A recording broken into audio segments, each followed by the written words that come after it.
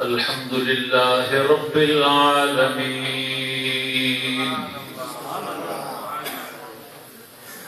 والعاقبة للمتقين والصلاة والسلام على رسوله سيدنا ومولانا محمد وعلى آله وأصحابه وأهل بيته وأزواجه وذرياته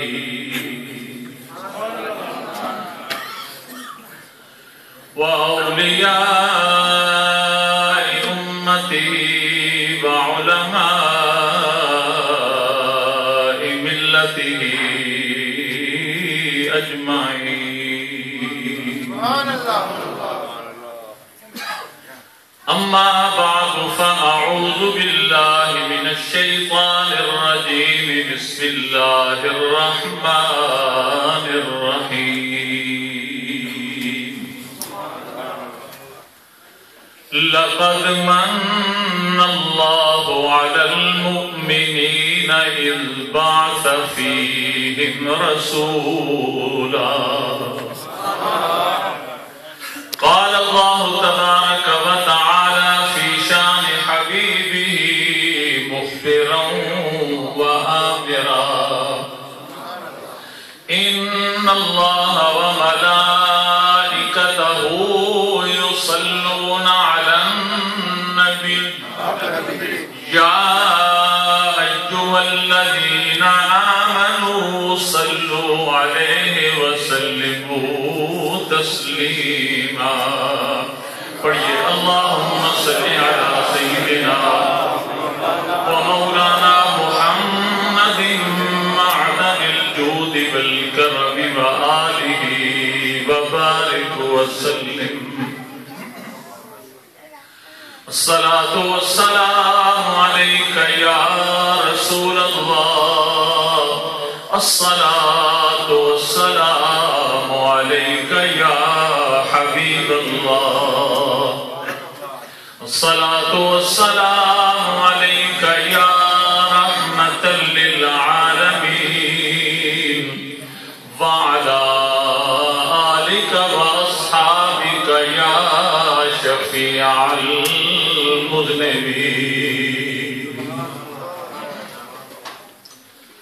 اللہ کا لاکھ لاکھ فضل و کرم، اس کا احسان کہ ہم اس کے محبوب کی دنیا میں جلوہ گری کی محفل میں حاضر آئے ہیں.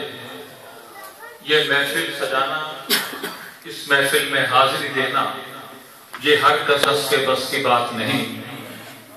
بنیادی صاحب نے کہا تھا کہ محبوب کی محفل کو محبوب سجاتے ہیں اور آتے ہیں وہی جن کو سرکار بلاتے ہیں. میلاد کیا ہے؟ میرے آقا علیہ السلام کا دنیا میں جلوہ گر ہونا، آپ کا تشریف لانا، اس کا ذکر کرنا، اس کو میلاد کہا جاتا ہے. حضرات محترم، یہ سلسلہ روز ازل سے جاری ہے، بلکہ یہ میرے اللہ کی سنت ہے. جب اللہ نے نبیوں سے عہد لیا تو یہ قرآن بتاتا ہے کہ اللہ کے محبوب کا دنیا میں آنے کا ذکر کرنا یہ اللہ کی اپنی سنت ہے. کیونکہ وقت بہت مختصر ہے، جو مجھے وقت دیا گیا انشاءاللہ العزیز اسی کے اندر چند گزارشات پیش کروں گا. اللہ کریم آپ کا یہ تمام اور ہم سب کی حاضری اس محفل میں قبول فرمائے. ایک حدیث مبارکہ یاد آتی ہے.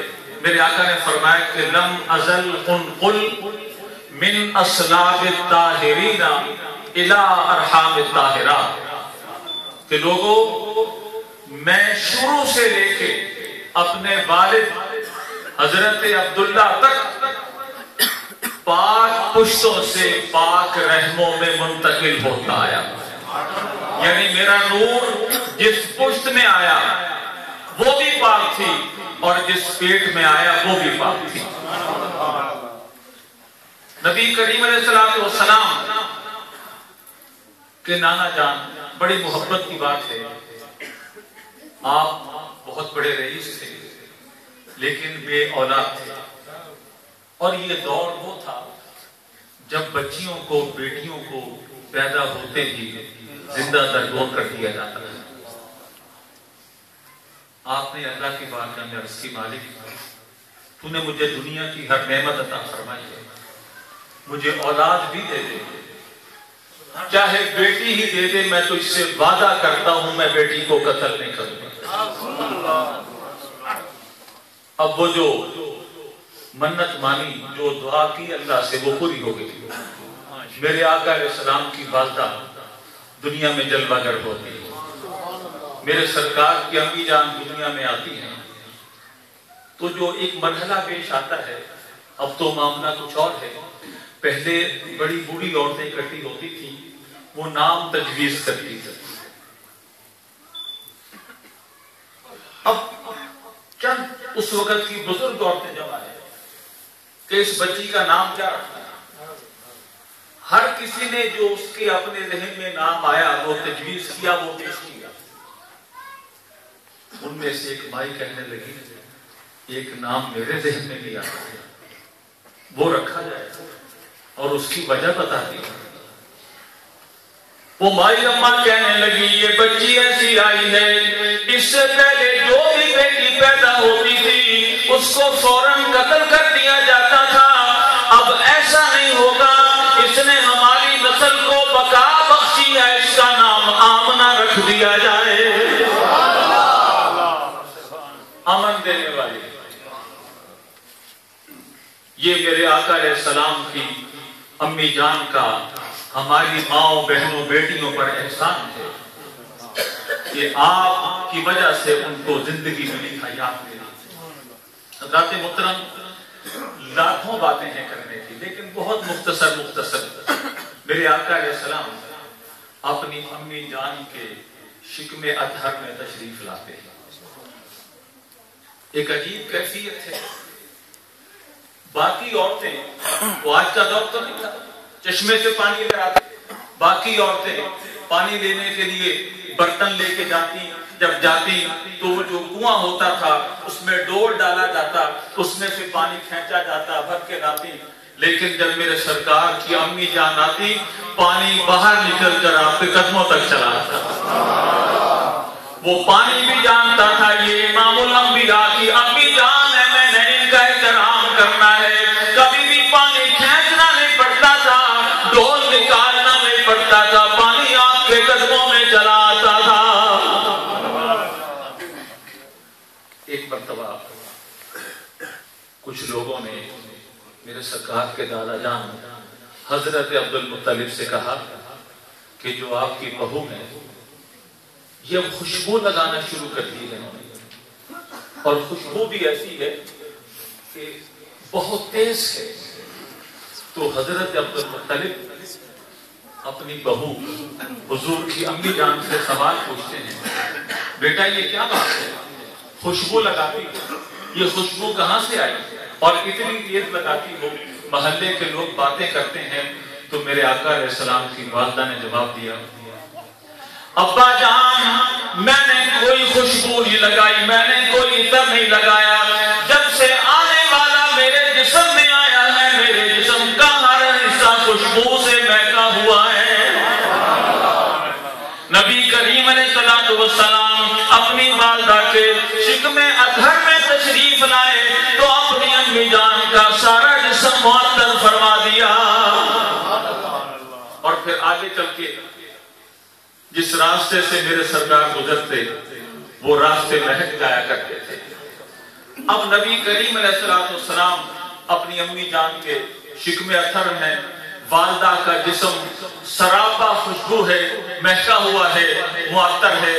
میرے بزرگوں اور دوستوں، جب میرے آقا علیہ السلام کی دنیا میں آمد کا وقت آتا ہے تو کیا نبی تشریف لاتے ہیں؟ کیا نبیوں کی مائیں، ان کی بیویاں تشریف لاتی ہیں اور آ کر میرے آقا علیہ السلام کی والدہ کو مبارکباد پیش کرتی ہیں؟ حضرت آمنہ رضی اللہ تعالیٰ عنہ فرماتی ہیں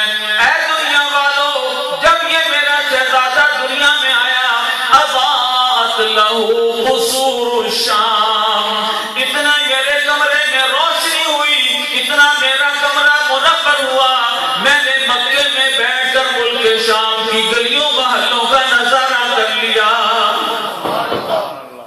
اضاءت لہو قصور الشام، اب کہاں مکہ ہے اور کہاں شام ہے؟ آپ فرماتی ہیں کہ اس قدر روشنی ہوئی اور میرا گھر اتنا منور ہوا، اتنا منور ہوا گویا کہ سارا جہان منور ہو گیا۔ میں نے مکے میں بیٹھ کر ملک شام کے محلوں گلیوں کا نظارہ فرما لیا۔ اب اہل جنت حضور کا دیدار کرنے کے لیے آتے ہیں۔ دو جگ دے وچ ہوئے اجالے، آئے محمد رحمت والے،